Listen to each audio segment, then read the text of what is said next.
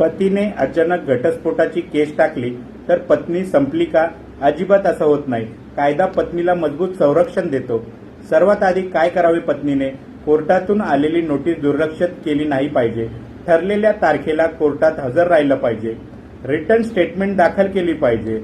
जर पत्नी हजर झाली नाही तर कोर्ट एक्स पार्टी निर्णय देखील देऊ शकते. अशा प्रकरणामध्ये पती कोणत्या कायद्याखाली केस टाकू शकतो? बहुतेक वेळा केस दाखल केली जाते ती म्हणजे हिंदू मॅरेज ऍक्ट मध्ये असलेले कॉमन ग्राउंड्स कोणते आहेत ते जाणून घेऊयात.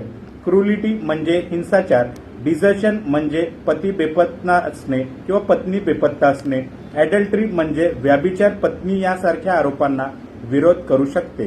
पत्नीचे मजबूत कायदेशीर पर्याय कोणते आहेत ते आपण जाणून घेऊयात. कॉन्टेस्ट डिव्होर्स म्हणजे पत्नी पुरावे देऊन घटस्फोटाला विरोध करू शकते. मेंटेनन्स म्हणजे घटस्फोटानंतर मिळणारा खर्च मागू शकते.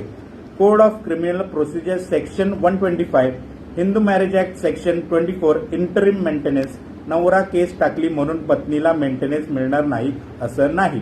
डोमेस्टिक व्हायलन्स केस, अशा केसेसमध्ये जर मानसिक किंवा शारीरिक त्रास झाला असेल पत्नीला, protection of women from domestic violence act अंतर्गत protection order, residence order, compensation मिळू शकते.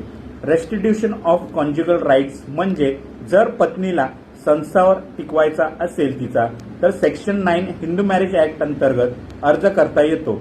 चाइल्ड कस्टडी म्हणजे मुलांची जबाबदारी, म्हणजे घटस्फोटानंतर मुलांची जबाबदारी कोणाकडे असावी त्यासाठी आपण गार्डियन्स अँड वॉर्ड्स ऍक्ट अंतर्गत कस्टडी मागता येते. पतीने केस टाकली म्हणजेच लगेच घटस्फोट मिळत नाही.